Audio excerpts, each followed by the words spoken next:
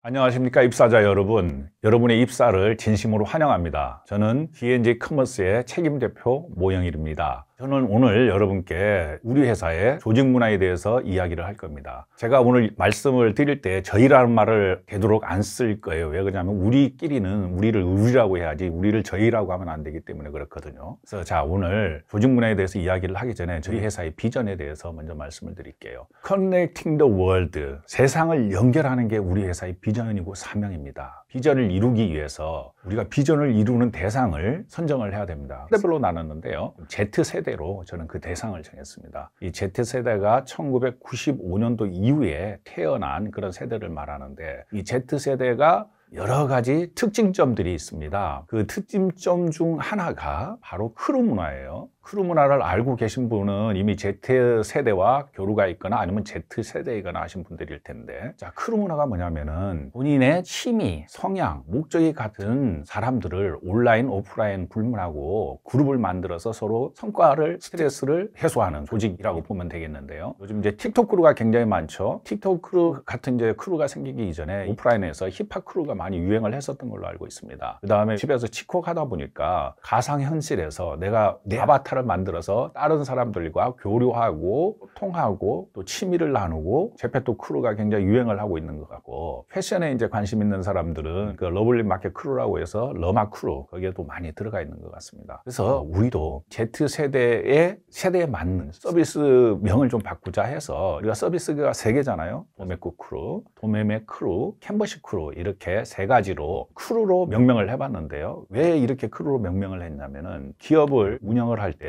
에자일 조직하고 굉장히 크루 문화가 비슷하다는 걸 제가 느꼈습니다. 우리도 크루 문화를 우리 조직 문화에 받아들이자, 이렇게 에자일 조직하고 크루 문화를 섞어봤는데요. 에자일이라는 게 민첩성, 기민함, 그런 걸 뜻하는 거예요. 목표를 설정을 하면은 이루기 위한 조직을 만들고 그 조직을 빨리 운영을 해서 원하는 목표를 보는 게, 그게 크루 문화하고 비슷하다, 그런 생각을 했습니다. 오리엔테이션에 조직이나 조직 체계, 조직 문화에 대해서 계속 이야기를 하게 될 텐데, 이유가 뭐냐면은 저는 이렇게 생각을 해요. 조직 체계와 명칭이 우리의 문화를 만들고 그 문화가 나와 회사의 성과를 만든다는 생각이에요. 그래서 조직 체계 명칭이 굉장히 중요한 겁니다. 그게 문화를 만들기 때문에 그래요. 조직 문화도 중요하고요. 우리 조직 체계와 명칭 변화를 통해서 혁신을 이룬 그런 기업을 한번 보겠는데요. 일본의 도요타 자동차가 아주 대표적인 사례입니다. 매번 혁신을 들고 나와서 위기를 타파하는데, 과거에는 지트 시스템이라고 해가지고 Just in Time 부품 공급 사설망 시스템이에요. 이걸 잘 운영을 해서 원가를 굉장히 획기적으로 낮추고 제품을 생산해서 가격 경쟁력을 통해서 미국에 진출해서 굉장히 큰 성공을 이뤘죠. 그때 모든 세계의 기업들이 이 Just in Time의 공정을 배우기 위해서 일본으로 도요타 자동차로 많이 연수를 갔었습니다. 저도 그 중에 한 명이었고요. 자, 그런데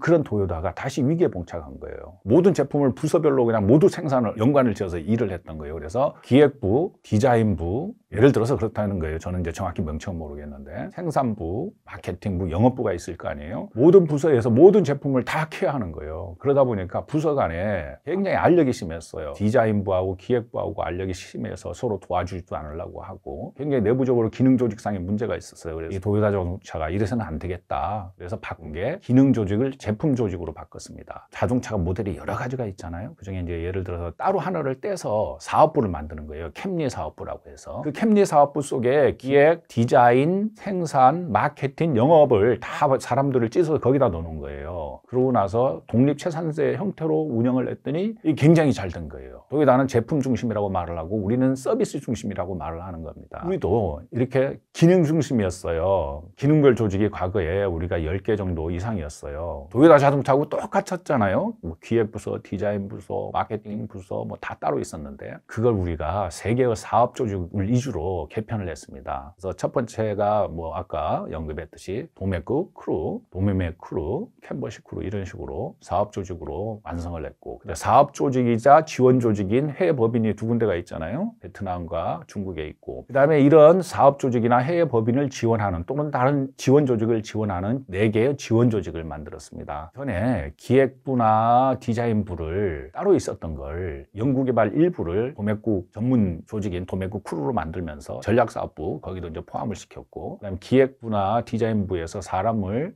빼서 다시 재배치를 했습니다. 도메코 크루로. 그러면서 도메코 크루가 완성이 돼서 이제 도메코 크루를 통해서 도메코의 모든 서비스가 거기에서 원스톱으로 이루어지게 그렇게 만들었습니다. 자, 그러면서 우리가 해외법인 잠깐 언급을 할게요. 해외법인 같은 경우는 영기라고 하노이 법인이 있는데 거기에 크루 조직이면서 또 지원 조직이에요. 그래서 이제 크루 조직에 포함을 시켰는데 손가락으로 가르치면서 해볼게요. 이게 도메코 크루예요. 이 도메코 크루 안에 이 마케터나 플래너나 디자이너나 디벨로퍼, 매니저가 다 있는 거예요. 뭐 도메코 크루도 마찬가지고.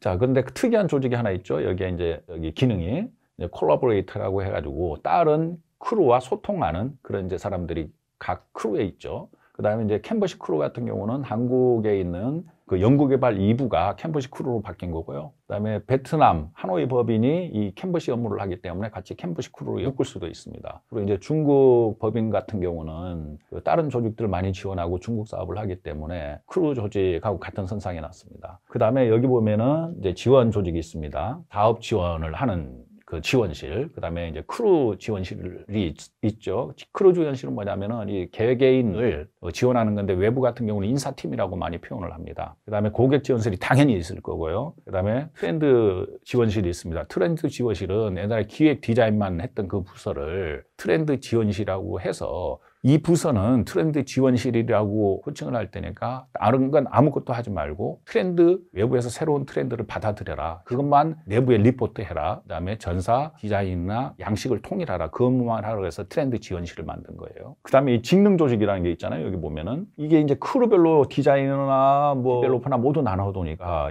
예를 들어서 디자인을 보면은 디자이너들이 같이 뭔가 교류가 있어야 될 거 아니에요. 그래서 만든 게 직능 조직이에요. 그래서 우리는 링크라고 표현을 합니다. 본인은 이 크루에 속해 있지만은 이건 강렬한 조직이죠. 강한 조직이에요. 독립재산지니까. 근데 디자이너 같은 경우는 느슨한 조직이에요. 예를 들어서 상하관계는 전혀 없는 거고 어차피 일주일에 한 번 또는 2주일에 한 번씩 기술을 공유한다든가 세미나를 한다든가 대화를 한다든가 그래서 표준을 맞춘다든가 그런 식으로 해서 이런 링크라는 조직을 또 만들었습니다. 다음 페이지에 잠깐 보면은 자 이렇게 사업 조직이 있어요. 좀 크게 확대를 한 겁니다. 그 다음에 지원 조직이 있습니다. 그 다음에 자 링크 조직이 있겠죠 여기에. 그 다음에 또 하나 자, TF팀이 있겠죠?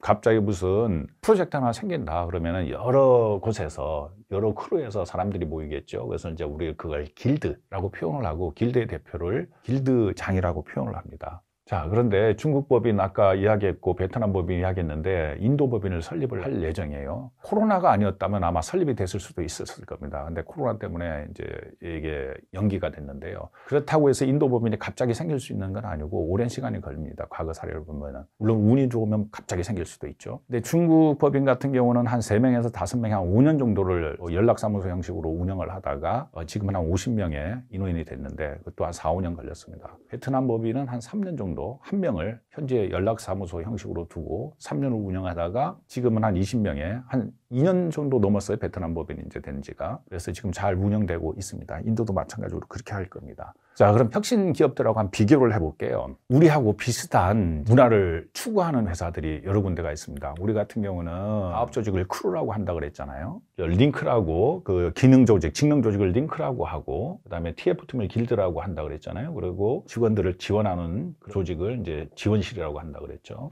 자, 그러면은 포스는 뭐라고 하냐면은 우리의 크루를 사일로라고 표현을 해요. 그다음에 우리의 링크를 챕터라고 표현을 하고, 그다음에 길드는 똑같이 길드라고 하고, 우리의 지원실은 팀이라고 표현을 합니다. 자, 그다음에 쿠팡 같은 경우는 스크럼이라고 표현을 해요. 그다음에 직능 조직을 COP라고 하고, 그다음에 길드를 서클이라고 합니다. 우리가 제일 이제 벤치마킹을 많이 한 조직이 스포티파이예요. 스포티파이 같은 경우는 세계적으로 굉장히 혁신 기업, 성공한 기업 중에 하나인데 우리나라로 말하면 멜론, 음원 서비스다 그렇게 생각하시면 됩니다. 스포티파이 같은 경우는 우리의 크루를 스쿼드라고 하고 해외 법인을 트라이브라고 합니다.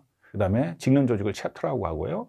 그 다음에 똑같이 TF팀을 길드라고 하는데 우리도 여기서 벤치마킹을 했고 토스도 스포티파이에서 조직 체계를 벤치마킹을 좀 해서 그럽니다. 직책을 보면은 옛날에 우리가 수석이라 그랬어요. 부서장을. 근데 이제 부서가 없어졌어요. 그래서 이제 크루장이라고 하고 크루는 이제 3명의 크루장이 있겠죠. 그다음에 TF팀장은 길드장이라고 물론 할 것이고 법인장은 법인장이죠. 그다음에 실장은 실이 아니었던 데가 이제 실로 부가 이제 바뀌었으니까 그 수석이 또는 기존 지원실 같은 건 실장이라고 바뀌었고, 기존에 이제 직능 조직은 없었잖아요. 링크장이라고 해서 이제 새로 생겼죠. 자, 그다음에 구성원의 호칭. 프로와 이제 지원실 해외법인이 있는데 이 분들을 부서장이라고 부를 수가 없는 거예요, 이제. 그래서 이제 조직장이라는 호칭을 우리가 썼습니다. 크루에 포함되어 있는 사람을 크루원이라고 표현을 하고, 전체적으로 우리 회사의 모든 직원을 크루원이라고 표현을 해도 괜찮습니다. 그 다음에 길드에 포함되어 있는 사람은 길드원이 되겠죠. 해외법인은 우리는 하노이 법인 아니면 뭐 연길 법인이라고 표현을 하는데, 그 법인 직원들이라고 표현을 하죠. 중국이나 베트남 법인이라고 이야기를 않고 하노이나 연길 법인이라고 이야기하는 건, 우리가 법인을 중국 같은 경우에 또 상하이에 북경에 또 설립을 하게 되면 그걸 중국 법인이라고 원투쓰리로 할 수는 없잖아요. 그래서 이 연길 법인, 상하이 법인 그런 식으로 호칭을 하기 위해서 이런 식으로 씁니다. 그다음에 실원이라고 쓰고, 링크에 포함되어 있는 사람은 링크원이라고 쓰면 됩니다. 자, 그런데 여기서 여러분들이 좀 아셔야 되는 게 길드장에 대한 호칭이에요. 이게 좀 혼란스럽습니다. 그래서 제가 아주 자세히 설명을 해드릴게요. 자, 길드는 말이에요, 프로젝트 생성하면은 생기는 거고 또 금방 종료될 수도 있는 그런 임시 조직이란 말이에요. 근데 본인이 그 길드에 속해 있지 않은 상태에서 딴 길드의 길드장이라고 부르면 안 되는 겁니다. 이게 딴 가족의 아빠 보고 아빠 하면 안 되는 거고 똑같은 거예요. 그래서 본인이 그 길드에 속해 있거나, 아니면 그 길드를 가지고 있는 조직이거나, 아니면 그 길드에 영향력을 행사하는 임원 같은 경우는 뭐 길드장이라고 표현을 해도 됩니다. 그래서 지향할 건 길드장님이라는 표현은 쓰면 안 되고, 또 구체적으로 뭐 사람 이름을 불러서 길드장님이라고 해도 안 되고, 단지 이제 가능한 게 뭐냐면은, 예를 들어서 GDS 써놨어요. 구축 길드가 있으면은 사람 이름을 부르면 안 되고 GDS 구축 길드장님 그렇게 부르면 되는 겁니다. 각 조직에서 길드장 외에 각 조직에서 말이에요, 필요에 의해서 팀을 나눕니다. 그 팀장이라고 부르는 경우도 있는데요, 그것도 길드장하고 똑같은 거예요. 그 각 팀에서 필요에 의해서 나눈 팀은 회사의 공식 조직이 아닙니다. 그래서 남의 팀의 팀장을 팀장님 하고 부르면 안 되는 겁니다. 그래서 그 두 가지, 길드장하고 팀장님 두 가지는 좀 주의를 하셔야 될 것 같습니다. 자, 그 다음에 직급에 대해서 말씀을 드릴게요. 우리 회사의 직급은 99%가 똑같습니다. 책임입니다. 그래서 학생들이 예를 들어서 현장 체험을 왔다 그러면 우리는 그분들을 전임이라고 직급을 주고, 우리 회사에 있었던 아니면 딴 회사에 있었던 불문하고, 경력이 1년이 안 되면은 우리가 선임이라는 직급으로 호칭을 합니다. 그리고 그 외에 모든 분들은 다 급이 책임으로 동일합니다. 그럼 여러분들이 좀 혼란스러울 거예요. 그럼 직책도 몇 개 안 되고 직급도 다 똑같으면은 내 급여는 어떻게 결정이 되느냐. 그래서 이런 규정들이 있습니다. 기본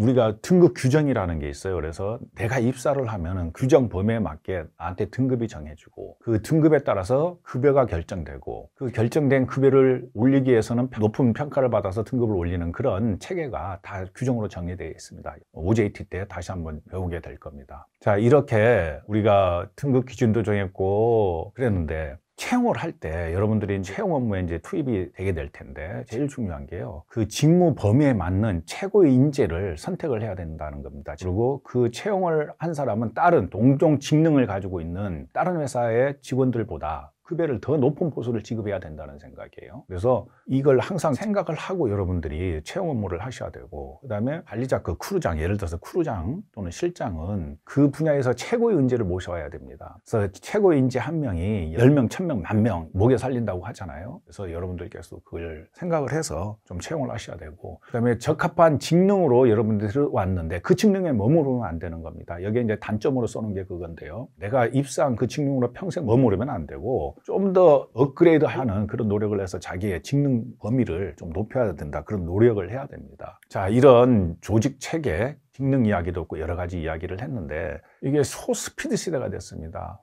이게 빨리 결정하고 빨리 진행하고 빨리 결과를 도출하지 않으면은 시대에 도구가 된다는 거죠. 그래서 초스피드 시대에 맞는 소통을 우리가 굉장히 중요하게 생각을 하는데, 그 소통을 하기 위해서는 아까 같은 조직 체계의 변화가 필요하게 된 거죠. 근데 조직 체계도 변화하고 등급도 결정이고 직책도 그랬고 뭐 다 결정됐는데, 실제로는 우리 회사에서 어떤 일이 있었냐면은, 이게 이제 결제 서류예요. 우리는 이제 결제 서류를 수기로 작성하는 게 거의 없잖아요. 다 이제 그룹이에요. 그래서 작성을 하는데 결제 단계가 이 5단계예요. 결제 단계가 5단계면은 이 중간에 한 사람이 결제 안 하고 있으면 이게 몇 달, 1년, 뭐 영원히 사장되는 수도 있어요. 그래서 제가 이걸 과감하게 2단계로 줄였습니다. 여러분들의 반대가 굉장히 심했어요. 힘들다. 근데 결국은 됐잖아요. 그래서 지금은 이 2단계 결제밖에 없습니다. 근데 그 관계된 사람들이 또 여러 사람이 있을 수 있잖아요. 기존에 이제 아래처럼 관계가 직간접으로 관계 있는 사람들, 그분들을 결제를 할 때 필수 열람자나 검토 확인자로 지정을 할 수 있게 돼 있어요. 근데 결제는 2사람이 하지만 이 필수 열람자나 검토 확인자는 결제하고 전혀 상관이 없습니다. 의무사항이에요. 본인이 꼭 봐야 하는 겁니다. 그래서 특히 검토 확인자는 본인 도장까지 찍어야 돼요. 내가 이거 검토했다, 확인했다. 그리고 의문사항이나 동의를 하지 않는다 그러면 밑에 댓글 다는欄이 있어요. 댓글에다가 자기 의사를 표현할 수가 있습니다. 또 태그 기능을 이용해서 딴 사람한테 의견을 더 여쭐 수도 있고, 이런 식으로 2단계 결제를 축소하면서 보완을 했죠. 다시 한번 말씀을 드리면은 지금은 결제가 이렇습니다. 담당에서 담당으로, 담당에서 조직장으로, 담당에서 임원으로, 또는 임원이 담당한테, 조직장이 담당한테. 그러니까 결국은 담당이 담당한테 결제를 상신하고 결제를 받고 그런 관계죠. 근데 이제 보완했다 그랬잖아요. 우리는 이제 그룹웨어를 커넥팅웨어라고 하는데 전자결제로 하고, 그다음에 참조나 검토 확인자 설정하고, 그다음에 회계적으로는, 세무적으로는 정결 가능 금액을 설정을 해서 보완을 했죠. 그다음에 검토 확인자나 그 필수 확인자한테 이 알람이 갑니다. 볼 때까지 이게 뜨는 거예요. 그룹웨어 커넥팅웨어에 접속을 하면은. 그래서 필수적으로 확인할 수 있게 이렇게 보완을 했습니다. 우리 회사 같은 경우는 그룹웨어를 만든 지 우리 자체적으로 만들었어요. 그래서 한 15년 이상 아마 된 것 같은데 UI는 좀 불편해도 그 나름대로 기능적으로는 잘 쓰고 있습니다. 그래서 여기를 통해서 많은 소통을 하고 있죠. 우리 회사에서 일어나는 거의 모든 결정사항은 거의 이 커넥팅웨어를 통해서 결정을 하잖아요. 의견을 올리면 댓글을 달고, 필요하면 설문조사를 하고, 또 필요하면 투표까지 하잖아요. 그래서 우리 사옥을 살 때도 투표를 해서 결정을 했던 사례가 있습니다. 뭐 차량 구입할 때도 우리가 투표해서 하잖아요. 차량 종류나 색상까지도 다. 그다음에 업무적으로 이제 탐수라는 태스크 매니지먼트 시스템이라고 해서 탐수라는 걸로 OKR이나 프로젝트 이런 성과 관리 등을 하고 있고, 또 회사 앱이 있죠. 우리는 이걸 커넥팅 앱이라고 하는데 여기를 통해서도 많은 일들을 처리할 수 있게 이렇게 돼 있습니다. 또 우리만 소통을 하면 안 되잖아요. 교류를 하면 안 되고, 그래서 우리 고객분들하고도 고객을 원활하게 위해서 고객센터도 이원화를 잘 준비하고 있습니다. 그렇다면 우리가 이제 조직 체계도 만들고 문화도 만들고 여러 가지 준비를 다 했는데 정작 여러분들이 이걸 이해하지 못하고 따라가지 못하는 그런 상태가 일어나면 안 되지 않습니까? 그래서 우리가 세미나를 준비를 했습니다. 제일 중요한 세미나가 우리가 3가지가 있는데, 이게 한 세미나당 2개월씩 걸려요. 여러분들이 봤는데 일주일에 1시간씩 해서 월요일 오후 1시 10분, 그다음에 목요일 오후 1시 10분에 시작해서 1시간 정도씩 세미나를 하는데, 그러면 6개월 걸리는 거예요, 여러분들. 지금 현재 기존 직원들은 다 이수를 했습니다. 여러분들도 이걸 이제 세미나를 들어야 되는데요. 성과 관리 같은 경우는 내 목표가 무엇인지를 결정을 하고, 내가 어떻게 평가를 받고 어떻게 승급이 이루어지냐, 그런 거에 대한 내용들이 있고, 내가 목표를 위해서 이루기 위해서 어떤 노력을 하고 어떤 실행 계획을 가지고 어떻게 그걸 검증을 하고 어떻게 피드백을 하고 뭐 그런 여타 실행 관리를 해야 되는데, 이제 보통 OKR이라고 그래요. 그래서 이제 OKR 같은 경우는 특징이 뭐냐면은 흥분된 목표를 굉장히 많이 강조를 합니다. 우리는 그거보다도 세밀한 OPCDA라는 거하고 같이 접목을 해서 하는데, PDCA 같은 경우는 수치를 굉장히 강조합니다. 목표나 뭐 실행 계획이나 뭐 모든 걸 수치로 표현을 하라고 강조를 하고, 그다음에 빨리 회전을 시키는 걸 강조하는데, 그걸 이제 2가지를 합해가지고 우리는 OKR을 지향하면서 모든 걸 수치로 표현하는 걸 지향을 합니다. 그래서 이게 굉장히 중요한 여러분들의 앞으로 이제 업무에 밀접한 관계가 있는 그런 세미나입니다. 그다음에 2가지는 이제 회사를 위해서 그렇다 손치고 본인도 발전이 있어야 될 거 아니에요. 가정적으로, 개인적으로, 또는 뭐 회사도 마찬가지고 회사적으로도. 그래서 여러분들 자기관리 리더십 함양 세미나를 합니다. 그래서 본인의 미래를 설계하고 인생의 목표를 결정해보고 그런 노력들을 합니다. 그다음에 여러 이제 세미나들이 많이 준비가 돼 있겠죠. 많은 세미나들을 접하게 돼서 여러분들이 아마 세미나 홍수 속에서 회사 생활을 할 것이다, 그렇게 이제 생각이 됩니다. 우리가 조금 전에 제가 말씀드렸잖아요. OKR을 통해서 OKR이 굉장히 중요한 여러분들의 업무를 하는 데 있어서 많은 관계를 할 것이다 그랬는데, 이 OKR을 통해서 여러분들이 우리 회사 내 자신의 변화된 모습을 아마 많이 봤을 거예요. 일단은 목표가 생겼을 거예요. 회사 목표가 있고 본인의 목표가 생겼을 거예요. 그리고 회사 목표가 뭔지를 이해했을 거고, 거기에 맞춰서 본인의 목표도 설정했을 거고, 그러면서 그걸 이루기 위해서 본인이 어떤 식으로 내가 업무를 해야 되겠다, 어떤 식으로 생활을 해야 되겠다라는 그런 이제 자율적인 의사결정이 생겼고, 거기에 대해서 본인이 책임을 지는 그런 것도 이제 아마 생겼을 거예요. 그러면서 내 주도적으로 다른 사람이 간섭하지 않고 내가 자율적으로 실행하는, 내가 수행을 하고 거기에 대한 보상을 받는 아마 그런 경험도 했을 겁니다. 그래서 이걸 하면서 여러분들이 아마 하셨을 거예요. 그동안에는 우리가 부서 간에 반목이 좀 심했지 않습니까? 근데 이제 OKR을 통하고 또 조직 체계를 변경하면서 소통이 중요하구나, 나 혼자 일을 해서는 이게 성과가 안 나는구나, 그래서 업무 공유나 소통이 굉장히 중요하다, 그런 걸 아마 여러분들이 인지를 하셨을 겁니다. 자, 잘 준비를 하고 있습니다. 우리 회사에서 OJT가 이제 여러분이 입사를 하셨잖아요. 그러면은 조직에서만 OJT를 하는 게 아니고 각 그 조직에서 시간을 할애해서 각 조직의 역할, 하는 일, 구성원들에 대해서 여러분들한테 계속 설명을 할 거예요. 그래서 여러분들께서는 각 이제 조직을 이렇게 옮겨 다니면서 아마 OJT를 받게 될 겁니다. 그 다음에 멘토 제도가 준비되어 있습니다. 멘토 1명에서 2명 선정을 해서 업무 멘토가 있고요. 회사에 적응하기 위해서 지원해 줄 멘토가 있고, 또 멘토 수당도 드리고 있고, 또 여러분들한테 멘토하고 같이 즐길 수 있는 그런 법인 카드도 이제 멘토를 통해서 제공이 되고 그렇습니다. 여러분들께서 입사를 하면 첫 번째 과업이 뭐냐면은 회사의 특정 분야, 자기가 맡은 분야든 어떤 특정 분야를 자기가 파악을 해서 리포트를 하는 게 첫 번째 임무입니다. 이분 같은 경우는 이제 도매국 크루에 이제 입사를 했기 때문에 도매국 개선 사항에 대해서 리포트를 하고, 이 리포트는 제가 처음부터 끝까지 항상 체크를 해서 인사이트를 넣는데 도움을 받고 있습니다. 이건 굉장히 중요한 업무 과정 중에 하나죠. 여러분들께서 입사를 이제 하셨는데 이전에 이미 이런 과정을 겪으신 분들도 있을 거예요. 우리가 이제 가지고 채용을 하는 시스템 중에 하나가 호텔 시스템이라는 게 있어요. 대학생이나 아니면 학원이나 교육기관하고 우리가 제휴를 합니다. 제휴를 해서 거기하고 교류를 합니다. 우리가 교통비도 지원해주고 회식도 가서 시켜주고 그런 식으로 해서 교류를 하는데, 그걸 우리는 행행아웃이라고 표현을 해요. 같이 어울린다는 뜻이죠. 그 다음에 입사 전에 이미 학원이나 학교를 통해서 우리가 우리에 맞는 업무를 트레이닝을 시킵니다. 그리고 그중에 유능한 분들을 채용을 해서 교육을 또 시키죠. 6개월 정도 교육을 시키지 않습니까? 그러고 나서 회사의 리더 인재로 육성을 시키는데, 이 호텔 시스템을 통해서 우리 회사에 입사한 분들이 상당히 많습니다. 여러분들을 위해서 웰컴 킷 우리가 준비를 했습니다. 그래서 입사를 하시면은 이런 웰컴 킷, 유니폼, 머그컵, 그다음에 요즘 같은 경우는 이제 마스크, 거리, 볼펜이라 서비스에 대한 것들 같은 게, 이런 게 이제 제공됩니다.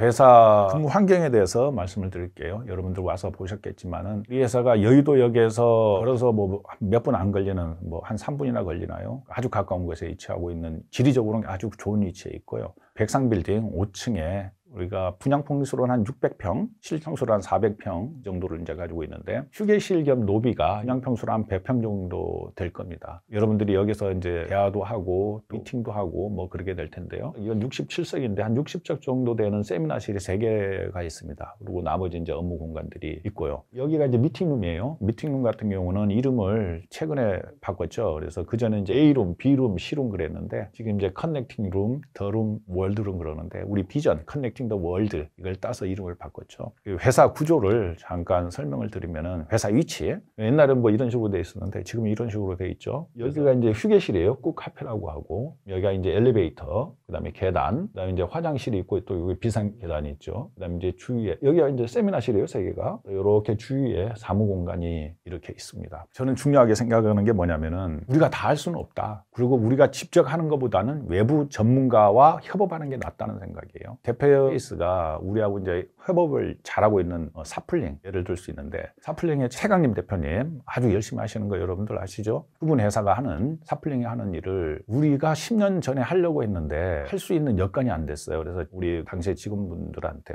계속 이제 하자 그러는데 못 하는 거예요. 사실 할 수 있는 인력이 없었죠. 4년 전에 제가 2분을 외부에서 이제 모셔왔어요. 직원으로 모셔온 거죠. 모셔오면서 자, 2가지를 해라. 하나는 이제 사플링과 똑같은 사업을 이야기를 했고, 하나는 신사업 이야기를 했어요. 그러면서 특히 사플링과 같은 사업은 우리가 직접 하지 못하니까 외부에서 모셔와라. 대신 도매매를 활성화시키라. 그걸 통해서 사플링이 저희한테 호응을 해가지고 같이 일을 한 지 4년, 각 3년은 넘었죠. 도매매도 많이 성장을 했고 사플링도 굉장히 성장을 했습니다. 그래서 윈인의 대표적인 케이스, 우리가 직접 하지 않고 외부 업체와 협업하면서 윈인 케이스를 만든 대표적인 케이스죠.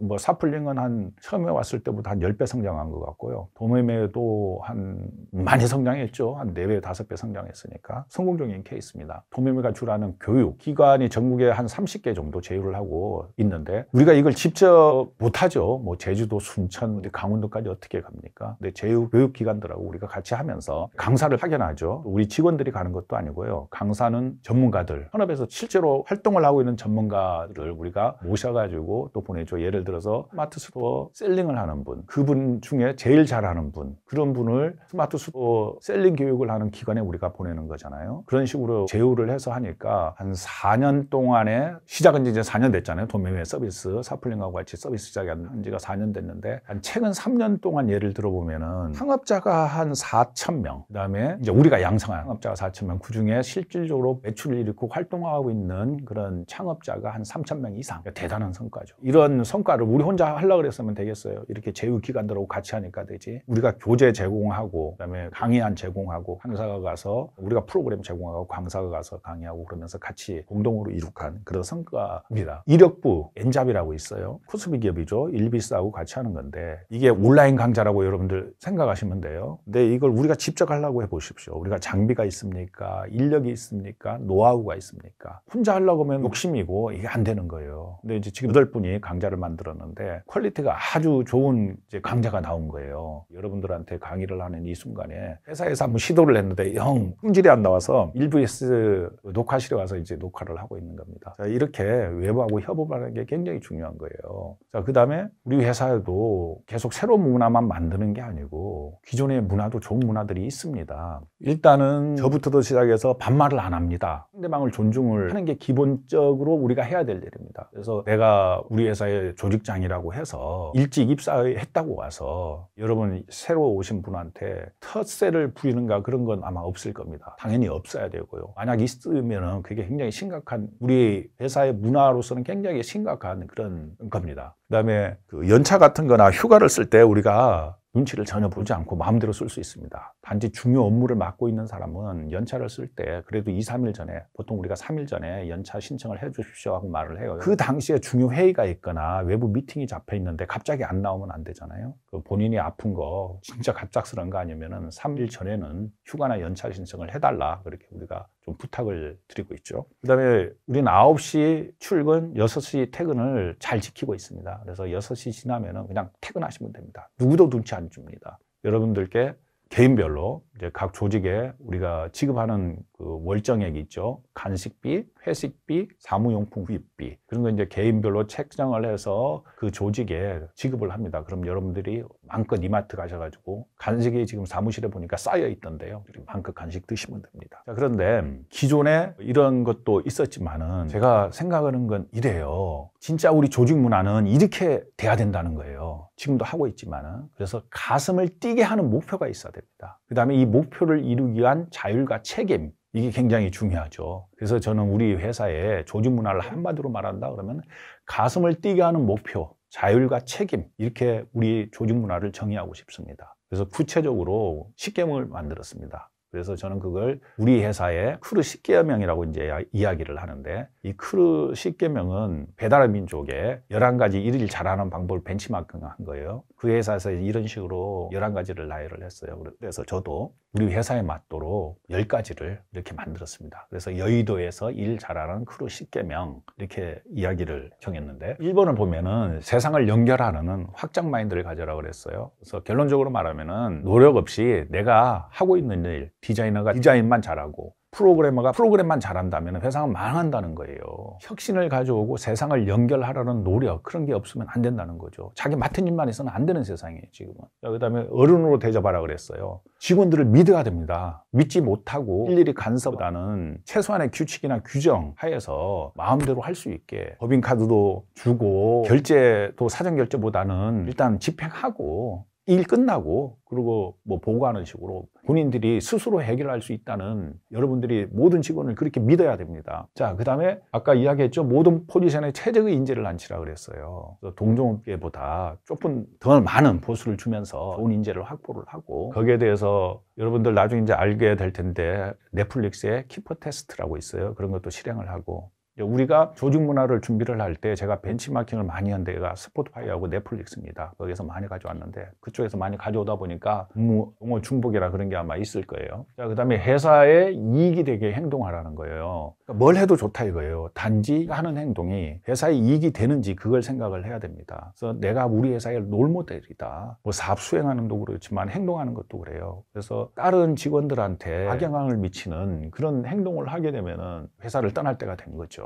스스로 생각해서 내가 구성원들한테 악영향을 미치고 있구나, 그런 생각이 든다면 바로 회사를 떠나주시면 됩니다. 자, 그 다음에 솔직한 피드백 교환과 자기 객관화라고 있어요. 회사의 발전에 악영향을 미치는 경우가 있으면 바로 지적을 해야 됩니다. 누구나 이건 회사의 발전이 안 됩니다. 바로 지적을 해야 돼요. 그래서 그 사람이 바로 자기가 하는 행동을 인지를 하고 고칠 수 있는 기회를 줘야 됩니다. 계속 이야기를 했는데 안 되면 이야기를 하는 거예요. 그러면은 크루즈에서 다시 조사를 합니다. 그래서 그 사람한테 통보를 합니다. 당신의 이 행동이 회사 발전에 지장을 주니까 이걸 고치세요. 그 이제 경고를 하는 거죠. 그 경고를 2번 정도 줬는데 개선이 안 된다. 그러면 이제 그분은 이직을 하셔야 됩니다. 자, 그 다음에 트렌드나 업무를 이끄는 사람이 돼야 됩니다. 먼저 앞장서서 이끌어야 되고, 또 새로운 트렌드를 계속 잘 받아들이고, 그래서 혁신할 수도 있어야 돼요. 이끌거나 뽕에서 적응하거나, 그렇지 못하면 직업을 바꾸거나 그러셔야 됩니다. 자, 그 다음에 고객과 끊임없이 대화하라 그랬어요. 우리는 앉아서 고객이 이거 힘들어요, 에라 있어 요청할 때 이걸 개선하고 서비스를 변경하고 그런 노력을 하는 게 아니라, 먼저 고객이 말하기 전에 고객한테 먼저 물어보자는 거죠. 찾아가서 물어보는 거예요. 불편한 게 뭐냐, 힘든 게 뭐냐, 그런 걸 다 캐치를 하는 거죠. 근데 사람이 할 수가 없잖아요. 다 고객이 우리가 200 몇십만 명인데, 그럴 때 우리가 AI를 활용을 해서 어느 정도는 커버를 해주고, 그 AI가 못하는 그 이상의 범위는 우리가 직접 한다, 그런 생각을 가지고 노력을 해야 됩니다. 일단 기본 자질을 갖추라고 돼 있어요. 여러 가지가 있겠죠. 제가 지금까지 이제 회사를 운영하다 보니까 뭐 문제점이 여러 가지가 있겠죠. 기본 자질의 측면에서 어떤 사람은 어떤 특정 사람이 말을 하면 무조건 반대하는 사람이 있고, 또 어떤 신규 아이디어를 내면 거기다 무조건 안 된다는 사람이 있어요. 아주 부정적인 사람이고, 말만 하면은 토시 하나 가지고 트집을 하는 사람이 있어요. 참 안타깝죠. 그건 기본 중에 기본인데, 여러분들이 부정적인 의견을 안 된다고 말할 때는 그걸로 끝나면 안 되고 대안을 제시해야 돼요. 그래서 이건 이 문제 때문에 안 되니까 이걸로 하자. A는 안 되니 B로 하자. 나는 A에 반대하니 B가 좋겠다. 그런 식으로 B라는 대안을 항상 제시를 해야 됩니다. 이게 굉장히 중요하죠. 발표나 아니면 문서를 작성할 때 서술이 너무 길면은 안 됩니다. 그래서 결론을 서두에 말하고, 그 다음에 서술을 하고, 서술도 너무 길면 안 되니까 서술조차도 간략하게 말하고, 그래서 다른 사람 시간 전략을 해주고, 또 서술이 길면은 이 사람이 무슨 말을 하려고 하는지 본인도 몰라요. 나중에는 다른 사람 듣는 사람 당연한 거고. 그래서 만약 서술이 너무 짧아서 이해를 못 한다 그러면 질문을 받을 거예요. 그 질문에 또 서술을 해주면 됩니다. 자, 그런 식으로 하고, 그 다음에 지금까지 회사를 운영하면서 보니까 능력은 아주 뛰어난 사회성이 결여된 사람이 있어요. 다른 사람하고 대화가 안 되는 거예요.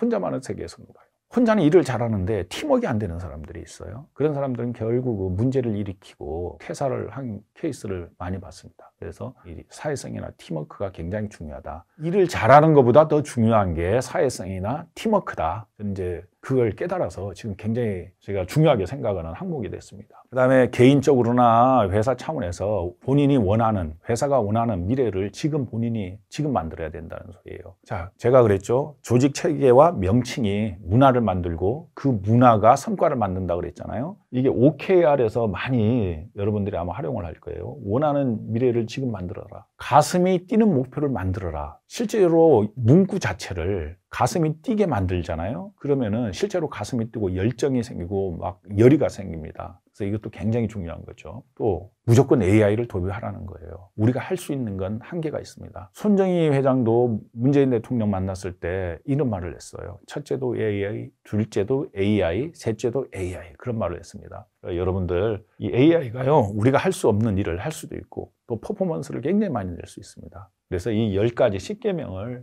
여러분들이 이해하고 업무에 또는 생활에 이렇게 접목을 한다면은 여의도에서 일 잘하는 우리 크루 구성원이다, 크루원이다, 그런 소리를 아마 듣게 되실 겁니다. 여러분들 노력을 많이 하시는데요. 우리가 서적도 많이 만들고 있죠. 옛날에 이제 저 혼자 만들었었는데 요즘은 이제 우리 회사 분들이 도와주셔가지고 편해졌죠. 그래서 이제 오픈마켓 전문셀러나 전문셀러 한복 변석 같은 경우는 도매매 크루에서 만든 거고, 끝에 매거진이죠.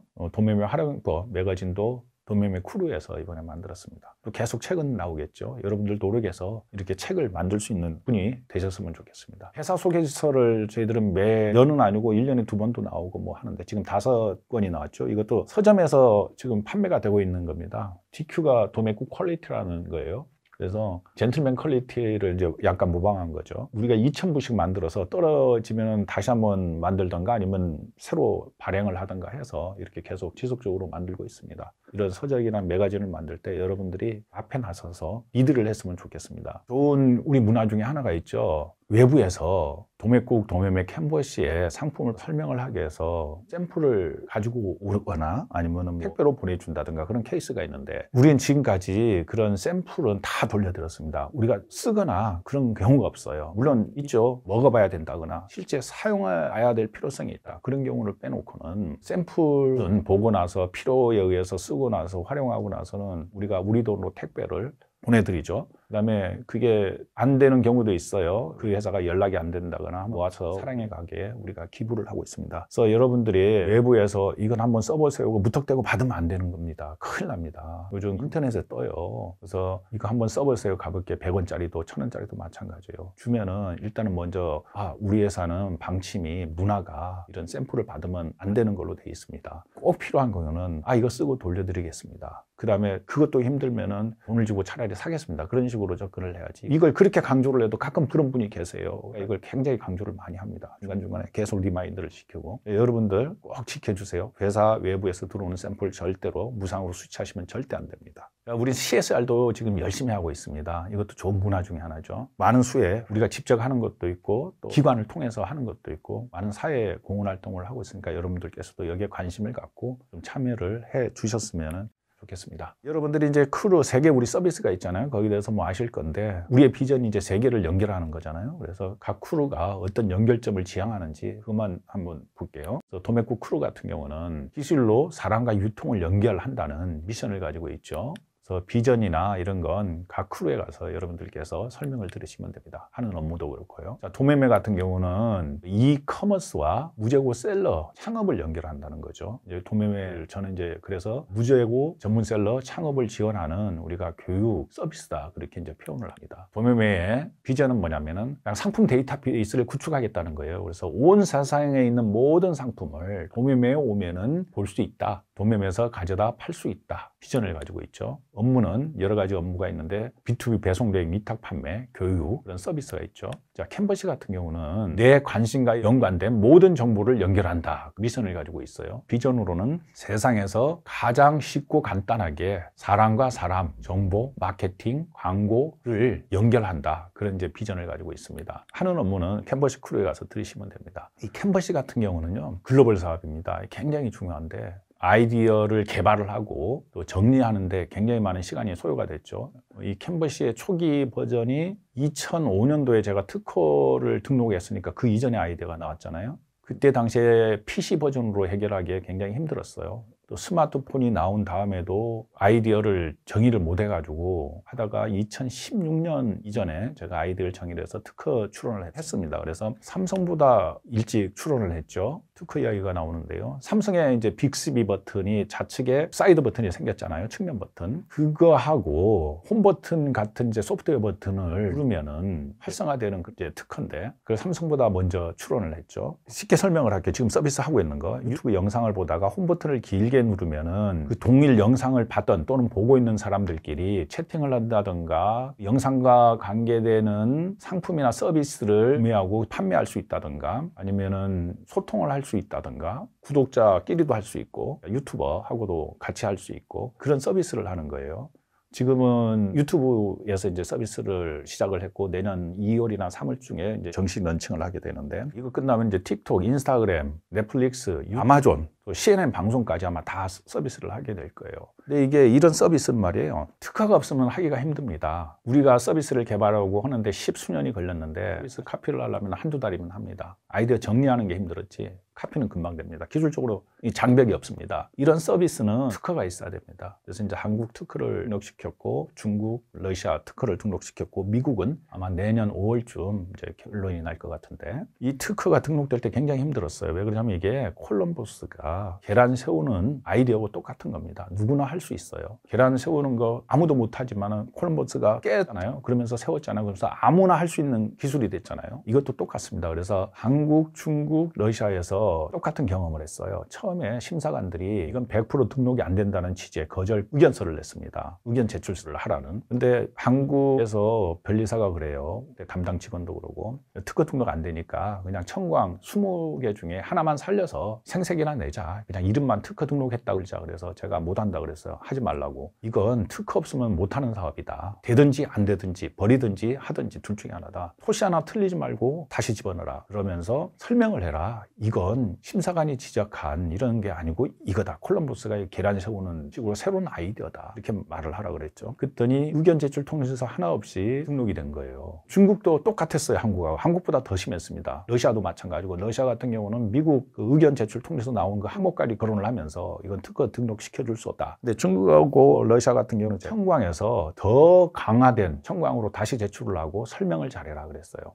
유튜브 영상을 보다가 스마트폰 맨 아래에 있는 홈 버튼 있잖아요. 그걸 길게 누르면 우리 서비스가 도출되는 건데 이 심사관들은 어떻게 생각을 하는 거니? 유튜브에서 그걸 만든다고 생각한 거예요. 유튜브 서비스를 하면서 유튜브에서 만든다고 생각을 하는 거예요. 우리는 그게 아니다. 우린 유튜버가 아닌데 그 서비스를 한다. 제3자가 하는 서비스다. 그래서 원본 콘텐츠 제공자가 있고 아마존, 넷플릭스, 유튜브, 인스타그램, 뭐 페이스북 그런 많은 콘텐츠 제공자들이 있고 우리 같은 경우는 그런 남들이 만들어 놓은 모든 콘텐츠를 활용해서 서비스하는 제3의 기능이다. 그게 이해가 힘들었던 거예요. 그걸 이해하는 순간에 특허 등록이 바로 된 겁니다. 이게 특허가 등록되는 순간에 우리의 권리가 생기는 거고 사업을 안정적으로 하는 겁니다. 이건 글로벌 사업이고 페이스북이나 아니면 아마존이나 유튜브는 뭐 종류가 틀리니까 같은 뭐 SNS나 이커머스 쪽으로는 우리가 그들보다 그들을 능가할 수 있다는 그런 가능성이 있는 프로젝트라서 이 특허를 제가 굉장히 중요하게 생각을 하고 있어요. 그래서 여러분께서도 이쪽 아이디어 개발에 좀 기여를 좀 해줬으면 좋겠다는 생각입니다. 그래서 여러분들 명함이 이런 식으로 나옵니다.